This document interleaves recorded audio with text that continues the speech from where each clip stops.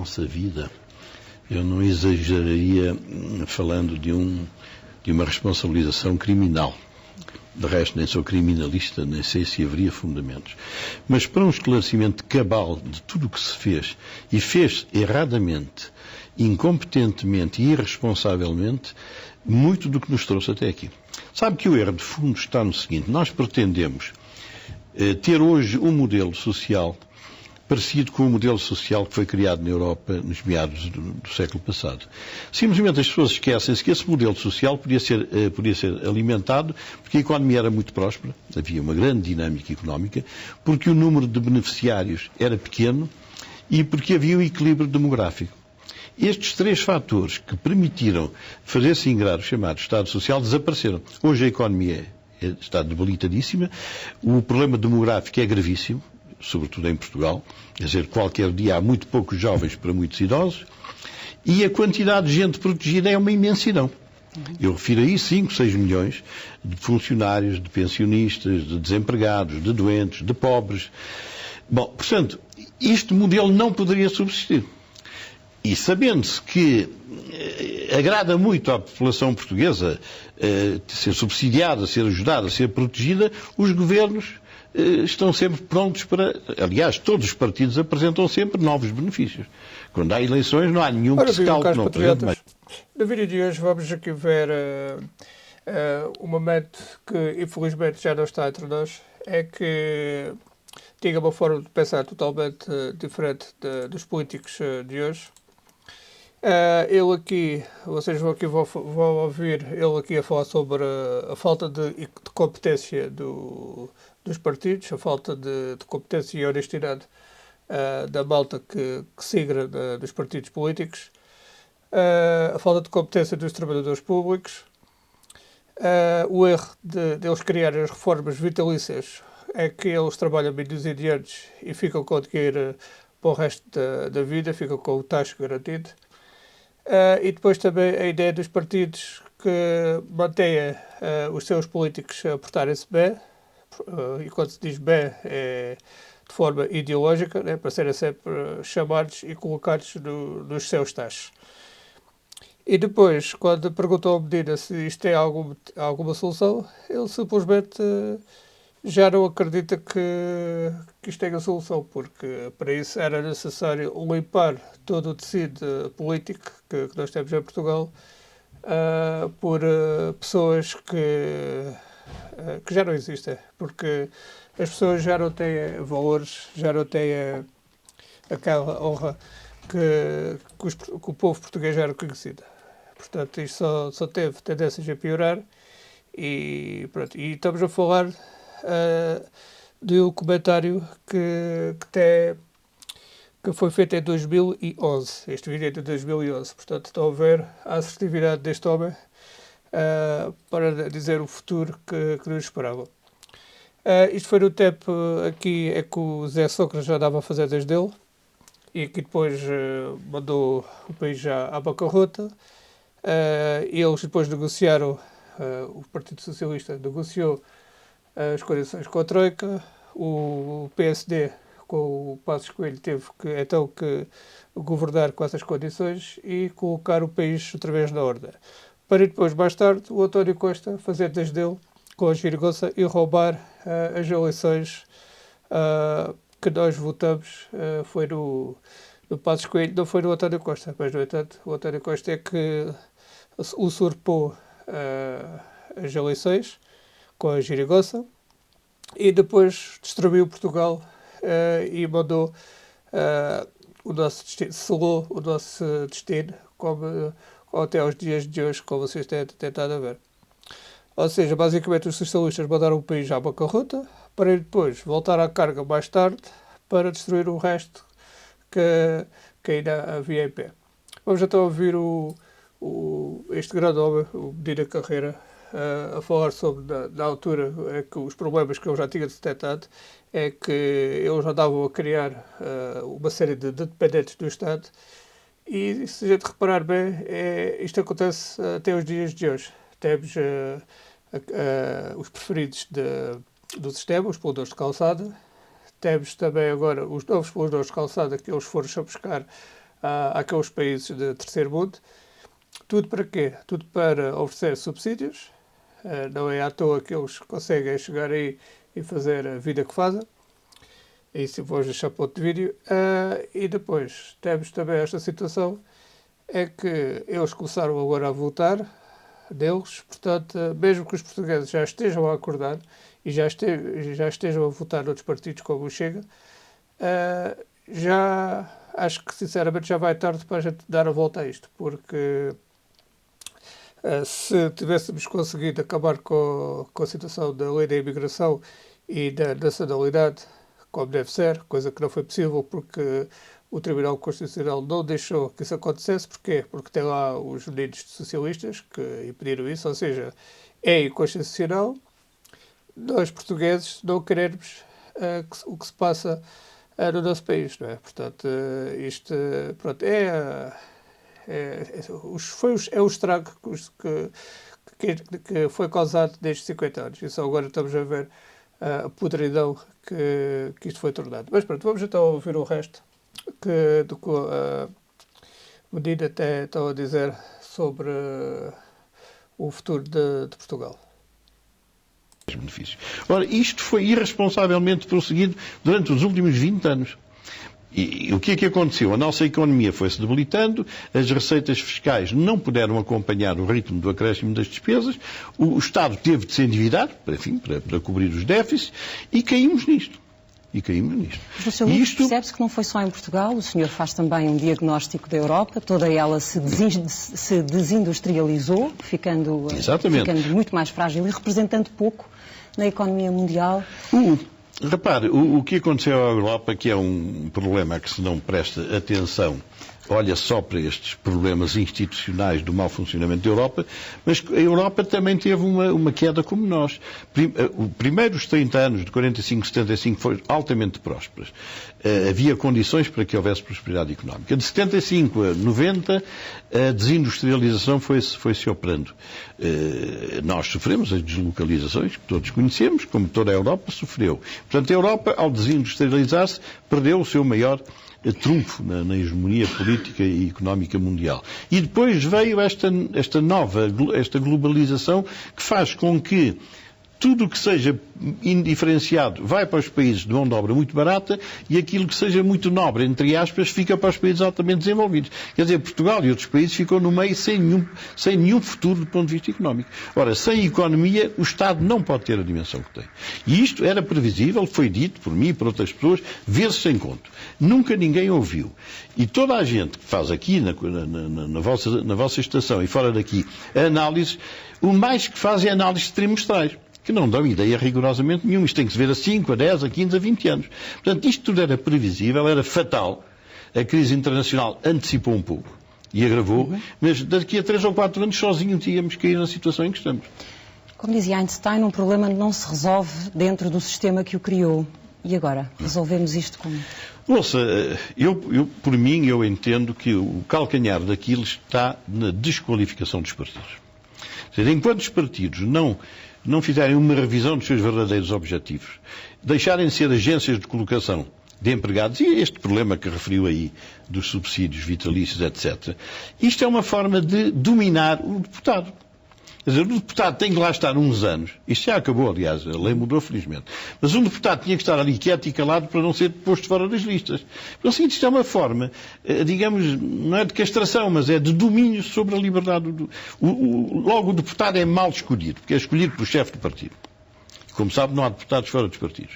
Portanto, tem que se portar bem para entrar nas listas. E depois de estar lá, tem de estar sossegado, porque senão não entra nas listas seguintes. Então, assim, esta vida partidária, com a profissionalização da atividade política, quando eu andava na política, normalmente nós tínhamos profissão.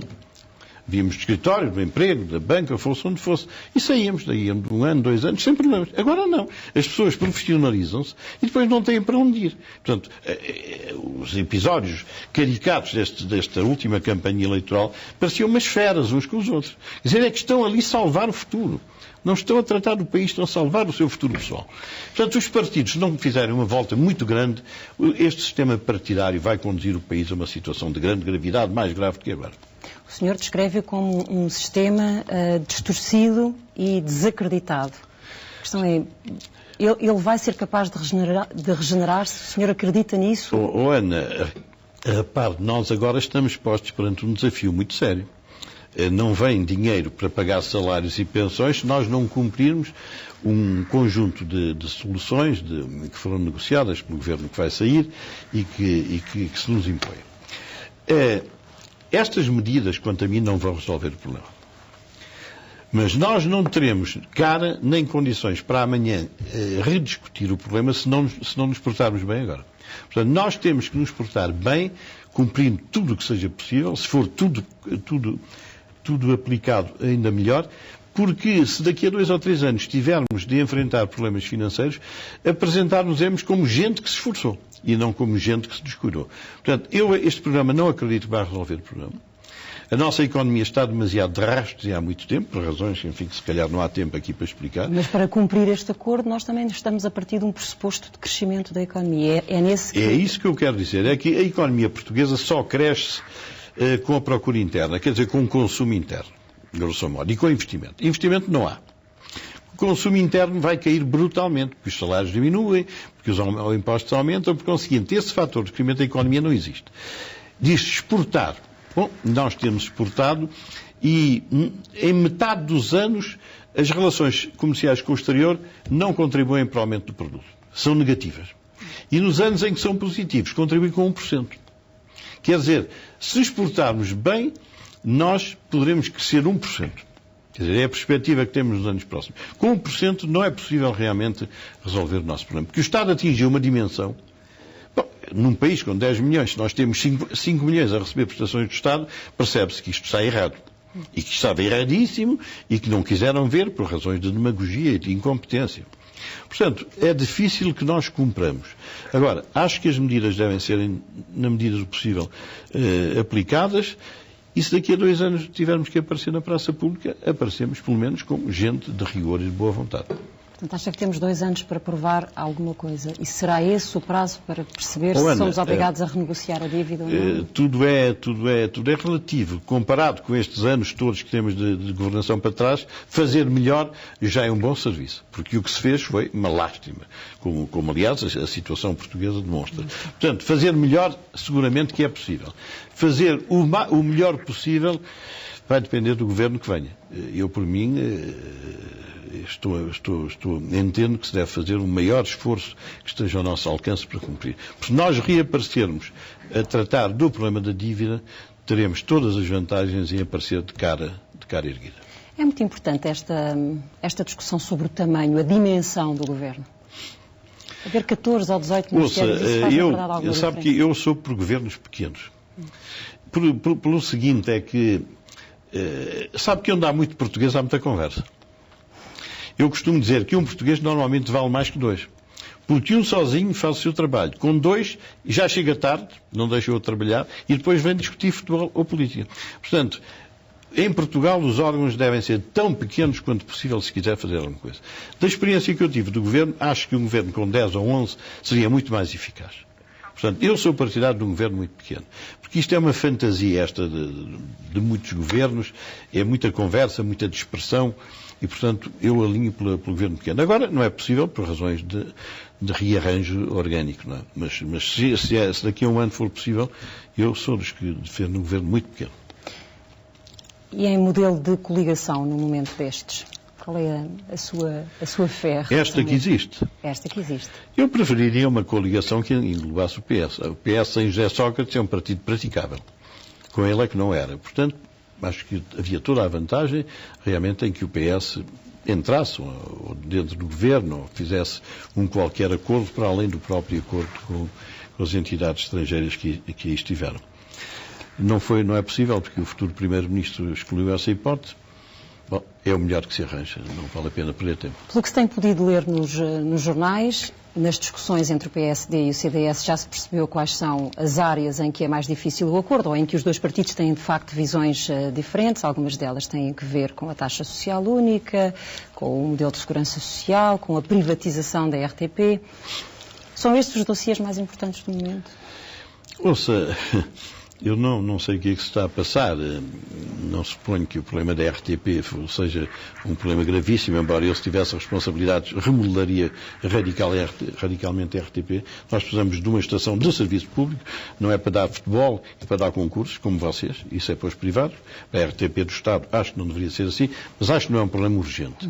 Como nada disso de que se fala agora é urgente. Há um caderno de encargos, chamemos-lhe assim, e temos realmente que começar a cumprir. Bom, e estou convencido que no Governo eles acabarão por cumprir rigorosamente e pôr de lado estas coisas que podem esperar 1 ano ou 2. Nós vimos que na sexta-feira passada, voltando um pouco atrás nesta nossa conversa, a Grécia aprovou um pacote de mais rigor para conseguir ter acesso à próxima tranche do empréstimo e hoje as agências de rating prejudicam-na ou qualificam-na de forma negativa. Isto é uma perseguição, é o que em relação aos mercados financeiros e à capacidade de resposta dos países? Quem olhe, bem, eu não conheço a economia grega, mas conheço a nossa. Quem olhe para estas economias realmente tem expectativas muito pouco favoráveis. Porque a nossa economia veio nos últimos 40 anos sempre a perder dinamismo. Nós crescemos 6% nos anos 60, agora crescemos 0,6% de 2000 a 2010. Ora, com esta economia e sem que se veja com um fundamento muito sério a capacidade de relançar a economia, as perspectivas das agências de rating e de qualquer pessoa que objetivamente olhe para o problema são realmente bastante desanimadoras. E nós somos vítimas da possibilidade de contaminação ou somos só vítimas de nós próprios? Ouça, eu gostaria imenso que a Grécia resolvesse os problemas, oxalá resolva, porque eu receio uma coisa que não é muito visível, é que os europeus do centro já estão fartos de nós. Quer dizer, o problema já não é racional. O problema acho que já é muito emocional. E acho que devemos fazer tudo para que não se fartem de nós. Porque nós sozinhos teríamos um problema gravíssimo. É claro que há quem diga, vamos pedir aos palopes dinheiro emprestado. Está-se mesmo a ver que eu resolvia as nossas angústias, não os palopes, está-se mesmo a ver. Mas nós temos que cumprir com rigor. Que a economia vá corresponder, eu digo, não espero. Por razões que lhe expliquei. Nós não vamos ter procura interna e a procura externa também não vai ser decisiva. Portanto, os próximos 10 anos de economia não vão ter uma resposta saudável. Vamos empobrecer necessariamente? Não, já estamos a empobrecer, porque se você olhar para os números do que produzimos e do que nós pagamos de juros, já estamos a empobrecer. O país chamado rendimento nacional, o PIB é aquilo que se fala mais. Mas há uma outra realidade que é o rendimento, que é o PIB menos o que se paga lá fora. Se você deduzir ao que nós produzimos o que pagamos lá fora, por exemplo, nós em 2010 pagámos de rendimentos 8 mil milhões. O turismo rendeu 4,7. Quer dizer, o turismo já não chega praticamente para os rendimentos que pagamos. Portanto, nós já estamos a empobrecer. Há dias fiz umas contas grosseiras, nós estamos ao nível de 2002. Estamos já recuados, do ponto de vista económico, 10 anos quase. E nós vamos ouvindo preocupações, nomeadamente do Presidente da República, com a desertificação, com o envelhecimento da população, com a necessidade de voltar à agricultura, com as capacidades que o mar tem. Isto não são respostas a curto prazo, pois não? Ouça, eu tenho ouvido o Presidente da República várias vezes falar disso.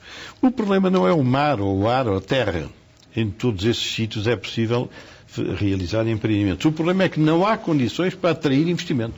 Se alguém vem a olhar para os nossos tribunais, foge logo. Se alguém pergunta sobre como são os impostos, foge.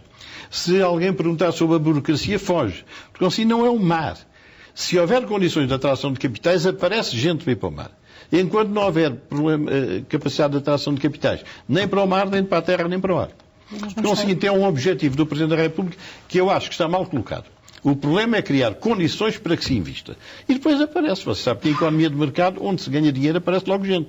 Agora, se vai para um país para perder dinheiro ou para andar a ter que comprar políticos e funcionários, bom, é claro que ninguém vem. A razão por que não se investe no mar é porque não há condições gerais para investimento. E vamos estar durante décadas empenhados em pagar juros e dívidas. Não vamos ter essas condições, pois não? Não vamos, desculpe. Não vamos poder criar essas condições para chamar investimento? Não, uma coisa não é. E pronto, caros patriotas, foi o vídeo de hoje. O que deixa de ser bastante interessante é que tudo o que ele diz se vê e depois mais tarde concretizar e simplesmente é tudo igual. O nosso futuro, por simplesmente, estes políticos continuam a fazer tudo igual no futuro. De relembrar que este vídeo foi feito em 2011, portanto, e podia ser muito bem publicado nos dias de hoje. Pronto, espero que tenham gostado. Deixem então de deixar os vossos comentários, deixar os vossos likes, fazer a partida para que a gente consiga chegar a mais pessoas e mostrar o nosso conteúdo. Esta foi a terceira parte deste grupo de vídeos que nós estamos a criar. Não deixem então de ver os próximos vídeos que vamos colocando aqui regularmente. Um bem-aja, caros patriotas, e força que Portugal é nosso.